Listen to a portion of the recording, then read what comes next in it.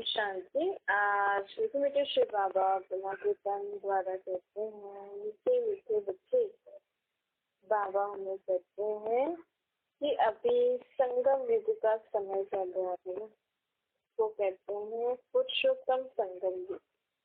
इस पुरुषोत्तम संगम युग पर बाप आकर हमें इस आसुरी दुनिया में आकर बाप हमें एडॉप्ट करते हैं। अभी शिव बाबा ने हम आत्माओं को ब्रह्मा द्वारा एडॉप्ट किया है। ब्रह्मा द्वारा एडॉप्ट करके हमें अब बाबा ने अपने परिवार का बने हैं। अब हम ईश्वरीय परिवार के बने हैं ना। अभी ईश्वर की मत पे हम चल रहे हैं। ईश्वर के परिवार जैसे देखो, जैसे अगर मानो शादी करते हैं, एक घर से दूसरे परिवार में जाते हैं, तो अच्छा अब मैं इस परिवार की हूँ तो मुझे इस परिवार के नियम मर्यादाओं को पालन करना पड़ेगा, इनकी मत पे चलना पड़ेगा। वैसे ही पहले हम कलयुगी दुनिया में थे, आसुरी परिवार में थे, अब हम ईश्वरीय परिवार में आए, तो अब हमें ईश्वर की मत पर चलना पड़ेगा। बाबा जो हमें मत दे रहे हैं ना, उस पे चलना पड़ेगा। बाबा की मत पे चल के हम कौन से परिवार में चले जाएंगे? दैवी परिवार। अब परमात्मा ने आकर यह अपना परिवार रचा है ब्रह्मा द्वारा। शिव बाबा को अपना शरीर नहीं है ना, तो ब्रह्मा तन में आकर उन्होंने ये ईश्वरीय परिवार रचा है। फिर यहाँ पे हमें बाबा शिक्षा दे रहे हैं।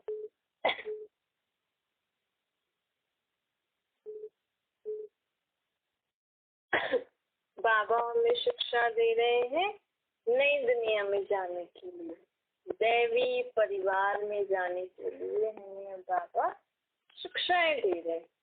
देखो जैसे कहीं जाना होता है दूसरी जगह, तो उस जगह जाने के लिए फिर हमें वैसे सब कुछ सीखना भी पड़ता है ना।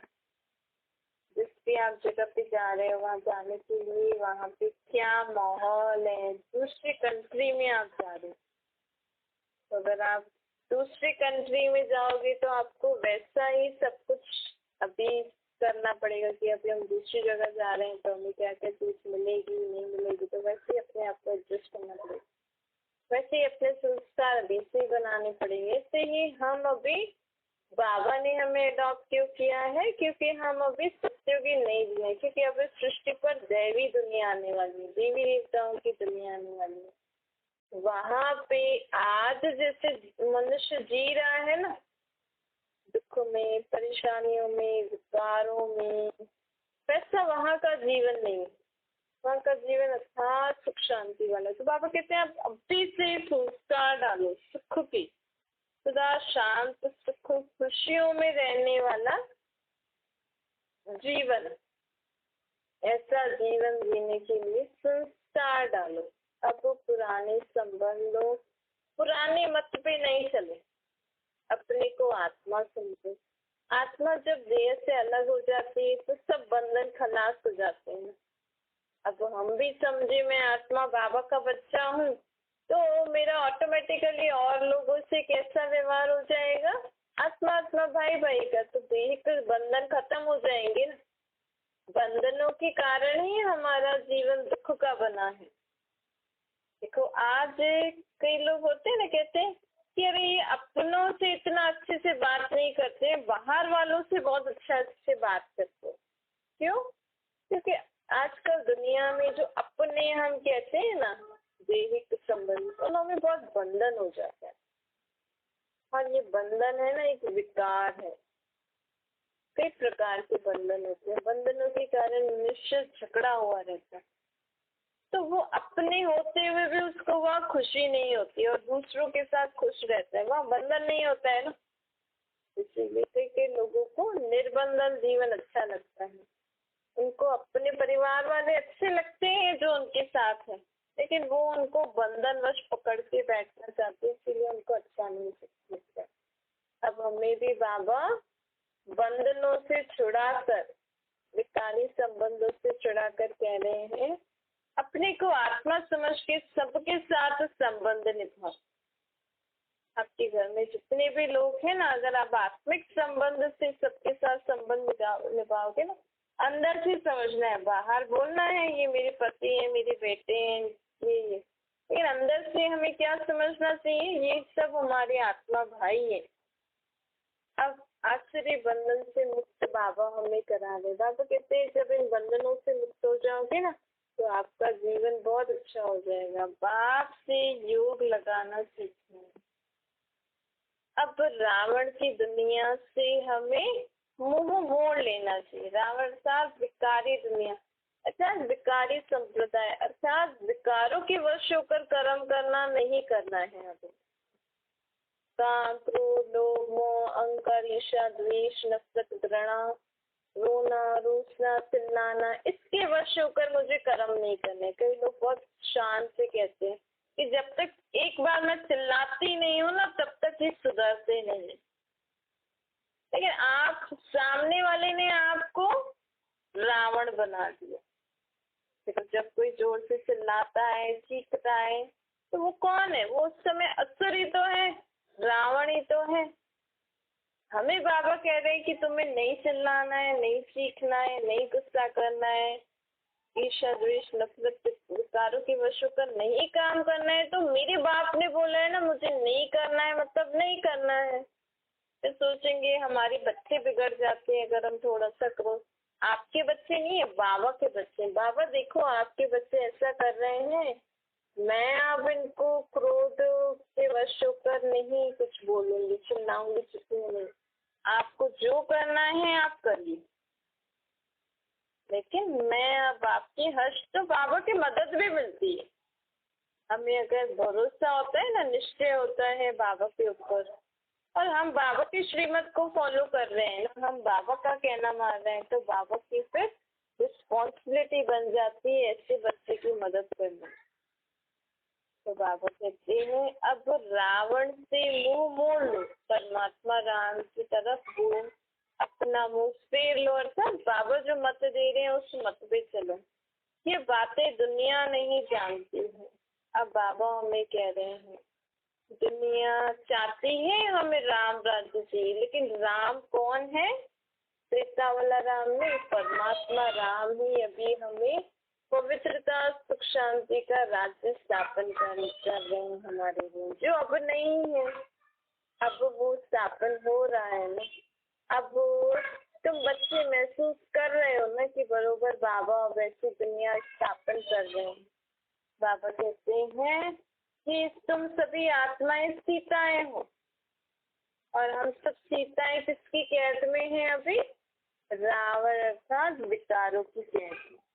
लोग ने तो सीरियल बना दिया है, राम की सीता को रावण ने चुराया, लेकिन वो तो त्रेता वाले राम सीता के राज्य में तो रावण होता ही नहीं। नहीं, कृष्ण की दुनिया में कोई कंस होता है। ये तो द्वापर कलयुग से रावण और कंस आए। इस समय ही है ना कंस जैसे लोग, इस समय ही है ना रावण जैसे लोग, इस समय ही विकारों के वश होकर लोगों की पत्नियां को या तो जबरदस्ती अपने वश कर लेते हैं, या पत्नी भी दूसरों के वश हो जाती है। इस समय ही रावण कंस, इस समय ही, सत्य त्रेता में नहीं होगा। कृष्ण और राम की दुनिया में कोई ऐसे रावण कंस नहीं होते हैं। तो बाबा कह रहे इस समय मैं परमात्मा राम की, तुम सब सीता है रावण की कैद अर्थात विकारों की कैद में। द्रौपदी की कोई कृष्ण ने सिखाते हैं, द्रौपदी की साड़ी वो कर रहे थे तो कृष्ण ने बचाया। इस समय सब द्रौपदियां है ना, क्योंकि देखो सबका ऐसे गंदगी करते रहते हैं। इस समय द्रौपदी है, इस समय ही आकर परमात्मा राम हम सबको बचाते हैं। ये सारे दृष्टांत आदि जो कहानियां है ना, ये द्वापर कलयुग की लिखी हुई है, लेकिन लोगों ने उसपे कृष्ण और राम को और पता नहीं किस किस को डाल दिया है। लेकिन ये सब अभी कंस जैसे लोग अभी हैं, शूर्पणखा जैसे लोग अभी हैं, दुर्योधन, ये सारे लोग अभी है ना दुनिया में। सत्युग में ऐसे कोई कैरेक्टर नहीं है। बाबा कहते हैं अब मैं साधारण मनुष्य तन लेकर तुम्हें ये सब ज्ञान देने आया हूँ। लोगों ने तो गीता को भी ऐसे कि घोड़े गाड़ी पे बैठ के कृष्ण अर्जुन को गीता सुना रहे हैं। युद्ध के मैदान में कोई गीता सुनाएगा? इस समय मनुष्यों का मन युद्ध स्थान बना हुआ है। सभी के मन में यही बातें चलती है ना, युद्ध। मेरे संबंधी ने, मेरे इस संबंधी ने ऐसा किया, मुझे ऐसा बोला, ऐसा बोला। इतनी बातों का युद्ध चल रहा है। हर एक का मन इस समय युद्ध स्थान है। और ऐसे ही युद्ध स्थान पे हमें परमात्मा बाप गीता ज्ञान सुना रहे हैं। हम जितना बाबा का ये ज्ञान सुनकर मन में मनन करते रहेंगे ना, उतना हम इन संबंधियों आदि की बातों को मार देंगे, अर्थात खत्म कर देंगे। बाबा कहते हैं कि अब मैं तुम्हें सत्य सत्य गीता ज्ञान देने आया हूँ। इस सत्य गीता ज्ञान से तुम्हारा मन बहुत शांत हो जाता है, क्योंकि मन में ये हलचल होती है ना, तभी तो गीता में लिखा है मन मना भव। अब ये पुरानी दुनिया खत्म होने वाली है, इसलिए हमारी बुद्धि में सदा क्या रहना चाहिए कि अब बाबा हमारे लिए नई दुनिया बना रहे हैं। उससे पहले हम अपने घर जाएंगे, फिर हम सत्य की नई दुनिया में आएंगे। कलयुग के बाद संगम युग होता है, संगम युग के बाद होता है सत्ययुग। सत्ययुग और कलयुग के बीच में ये पुरुषोत्तम संगम युग आता है। पुरुषोत्तम मास भी होता है ना, अब हमारा है पुरुषोत्तम युग। पुरुषोत्तम मास में लोग दान पुण्य आदि करते हैं। यहाँ असल में बाबा हर 4 युगों के बाद, सत्ययुग त्रेता द्वापर कलयुग का जब अंत होता है, तो उसके बाद बाबा यहाँ पे आके हमें ज्ञान धन दान करते हैं। जिस ज्ञान धन को जिसने लिया वो सत्ययुग में आ सकता है। तो बाबा भी हमें इस पुरुषोत्तम युग में ज्ञान धन दान करने आए। बाबा कहते हैं अब ये दुनिया बदलने वाली है। इस दुनिया की सब चीजें खत्म हो जाएंगी, तो सत्ययुग में तुम्हें क्या मिलेगा, कितना धन संपत्ति मिलेगा? तो इसीलिए बाबा अभी हमें ज्ञान धन दे रहे हैं। जितना लोग ये ज्ञान धन शक्तियाँ गुण बाबा से लेंगे, उसके अनुसार हमें सत्ययुग में धन संपत्ति मिलेगी। अब बाबा कहते हैं कि बच्चे अब सबसे मुंह निकालो।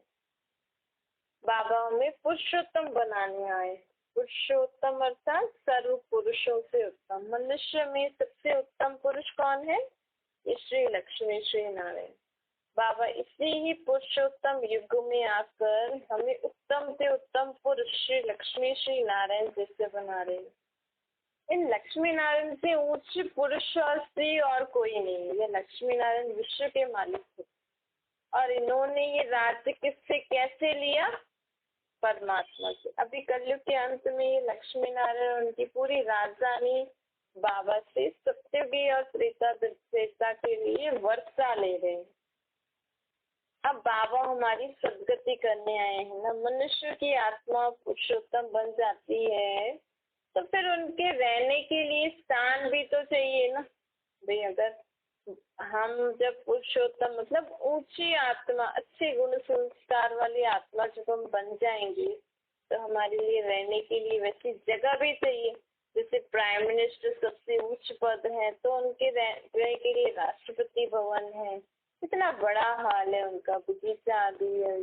ये अभी कलयुग में है, लेकिन सत्ययुग में देखो इतने ऊंचे देवी देवताएं आने वाले हैं अभी सृष्टि पर। तो सृष्टि की सफाई होनी चाहिए ना कि बाबा अब हमें सत्ययुगी पुरुषोत्तम बना रहे हैं। साथ साथ कलयुगी दुनिया को परिवर्तन कर सत्य की दुनिया की स्थापना करने आए।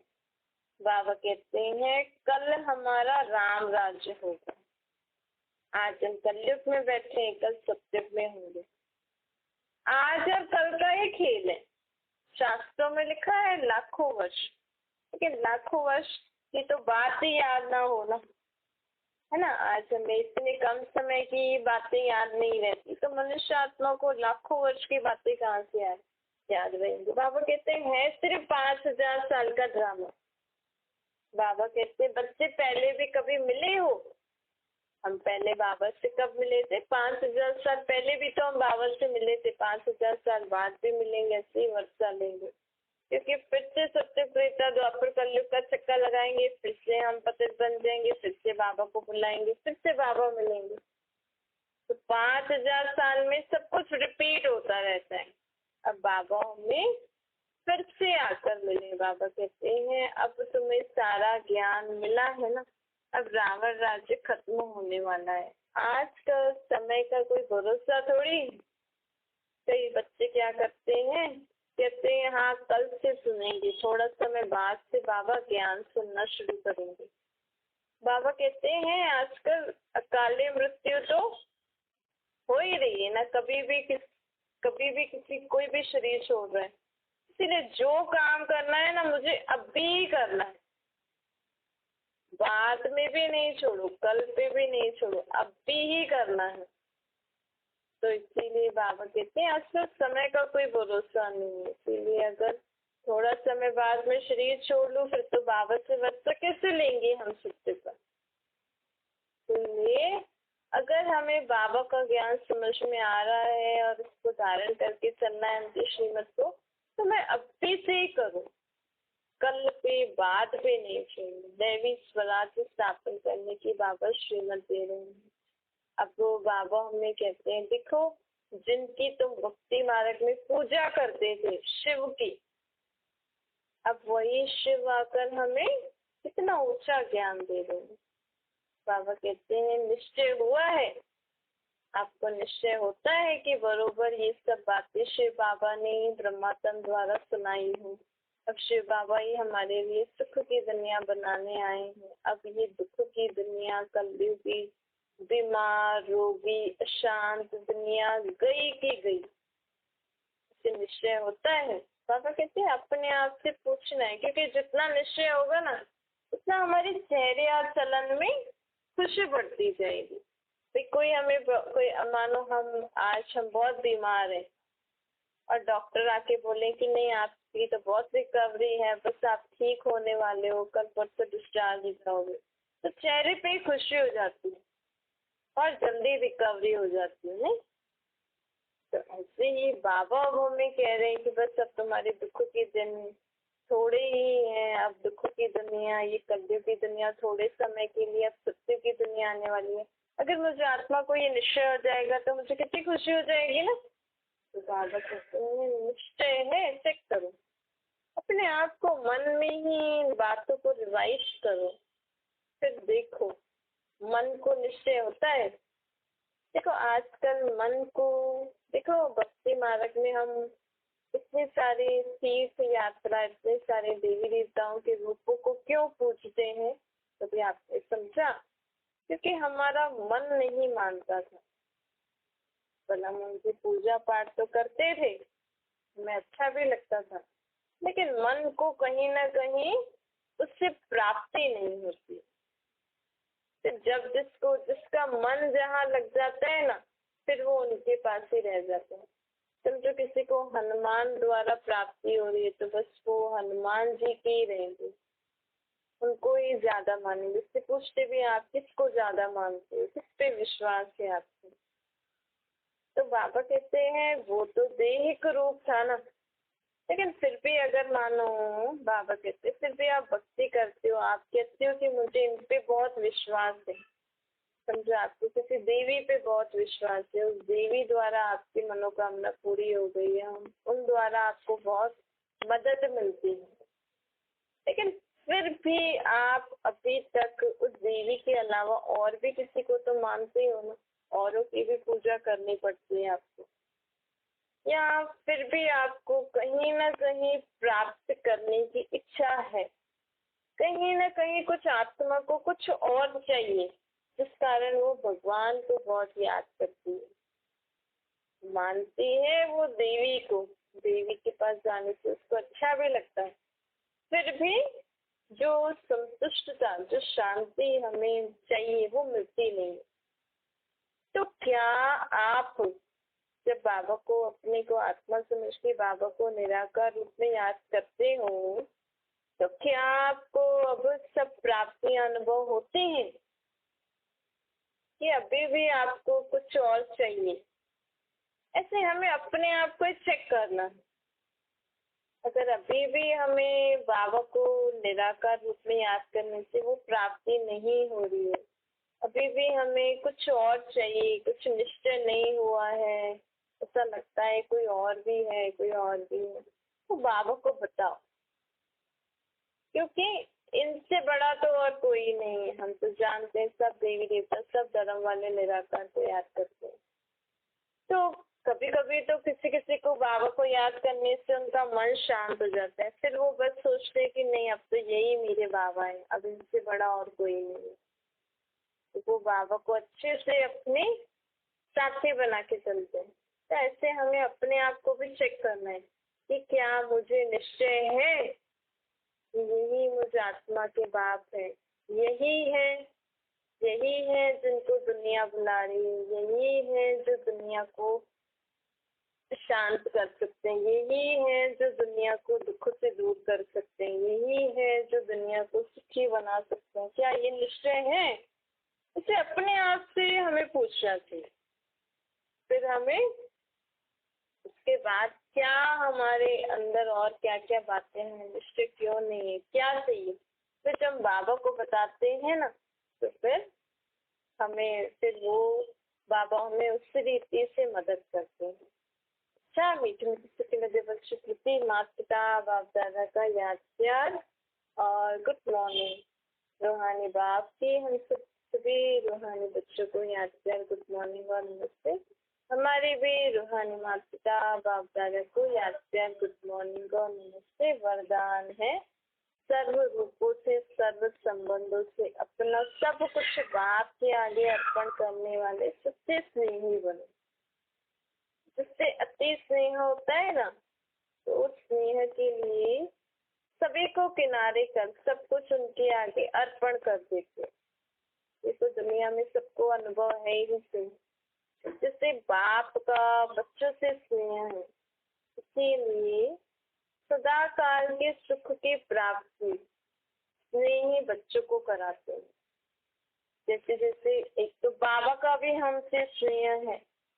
बाबा ने तो आपको ढूंढा ना, आपने बाबा को ढूंढा या बाबा ने आपको ढूंढा? बाबा ने आपको ढूंढा ना। तो हम बाबा का तो हमसे स्नेह है ही। जब मैं भी बोलूंगी हाँ बाबा आप मेरे हो, तो क्या होगा? हमें बाबा सदा काल की सुख की प्राप्ति का अनुभव कराते रहेंगे, हमें अनुभव होता रहेगा। बाबा कहते हैं देखो, आपने एक बार बोला ना बाबा आप मेरे हो, तो बाबा के पास क्या है? स्वर्ग। बाबा के पास आप बच्चों को, हम बच्चों को स्वर्ग में ले जाने का रास्ता पता है बाबा को। बाबा तो चाहते हैं मेरे सब बच्चे स्वर्ग में जाए, लेकिन सब बच्चे मान ही नहीं रहे हैं। सब बच्चे बाबा को मेरा बाबा कह ही नहीं रहे हैं। मैंने बाबा को कहा बाबा आप मेरे हो, तो बाबा ने कहा हाँ बच्चे चलो मैं तुम्हारे लिए स्वर्ग की दुनिया ले आया हूँ, चलो स्वर्ग में चलते हैं। तो इस रीति से, और बाबा के पास क्या, जैसे बच्चा बाप को कहता है, बहुत स्नेही होता है ना, कई कई बच्चे माँ बाप को बहुत स्नेह करते हैं, माँ बाप भी करते हैं। तो माँ बाप के पास क्या होता है बच्चों के लिए? कहते हैं हमारा तो सब कुछ आपका, ये क्या होगा, धन संपत्ति घर चीजें आदि। ऐसे हमने बाबा को जब दिल से कहा ना, और बाबा को हम सदा स्नेह से याद करते हैं, बाबा को बहुत प्यार करते हैं, तो बाबा के पास क्या है? शक्तियाँ, गुण और ज्ञान। बाबा कहते हैं यही मेरी संपत्ति है। जो बच्चा मुझे बहुत स्नेह से याद करता है ना, मेरी हर मत पे पालन करके चलता है, उस बच्चे के लिए मेरी सारी संपत्ति उस बच्चे के लिए। तो बाबा कहते हैं मुक्ति तो सबको मिलेगी, मतलब मुक्ति धाम शांति धाम तो सभी आत्माएं जाएंगी। लेकिन सोचो सत्यों की दुनिया जिसको लोग इतना याद करते, कोई भी शरीर छोड़ता है तो कहते स्वर्गवासी हुआ, लेकिन स्वर्ग तो अभी तक यहाँ आया ही नहीं। जिसको सारी दुनिया याद कर रही है स्वर्ग को, उस स्वर्ग की दुनिया में हम जाने के लिए रेडी, हमें उस दुनिया में जाने के लिए एंट्री पास मिल गया है। कैसे मिला है? क्योंकि हमने बाबा को क्या कहा? आप मेरे बाबा हैं। मेरा बाबा कहने से हम कहाँ चले जाते हैं? स्वर्ग में। मेरा बाबा कौन? मुझे आत्मा का निराकार ज्योतिर् बिंदु शिव परमात्मा मेरा बाबा है। तो बाबा हमें कौन सी टिकट दे देते हैं? स्वर्ग में जाने के लिए। और जितना हम बाबा से स्नेह करते हैं, बाबा की हर श्रीमत को पालन करते हैं ना, तो बाबा उस दुनिया में हमें उतना ऊंच पद भी मिलता है। हमें मेरा बाबा का है, स्वर्ग में तो जाएंगे, लेकिन स्वर्ग में भी उच्च पद पाने के लिए बाबा की श्रीमत को पालन करना पड़ेगा। अच्छा, स्लोगन है साकार कर्म में ब्रह्मा बाप को और अशरीरी बनने से मैं निराकार बाप को फॉलो करो। जब हम अपने को आत्मा समझते हैं ना, तो निराकार बाप की किरणें हमारे ऊपर आती हैं। तो निराकारी रूप मन बुद्धि संस्कार से हम बाबा जैसे बन जाते हैं। बाबा जैसे सोचते हैं, बाबा जैसे बुद्धि में ज्ञान होता है, बाबा जैसे संस्कार होते हैं। लेकिन बाबा के पास शरीर नहीं है। तो बाबा ने हमें ब्रह्मा तन द्वारा हर कर्म करके सिखाए। शिव बाप ने, भगवान ने इस सृष्टि पर ब्रह्मा के तन द्वारा हर कर्म किया है। तो भगवान के कर्मों को फॉलो करने के लिए हमें किसको फॉलो करना पड़ेगा? ब्रह्मा बाबा को, जिस तन में शिव बाबा आए। तो ब्रह्मा बाबा ने कैसे हर कर्म किया शिव बाबा को याद करके, वो हमें फॉलो करना है। वैसे हमें दृष्टि वृत्ति कर्म वैसे बनाना है।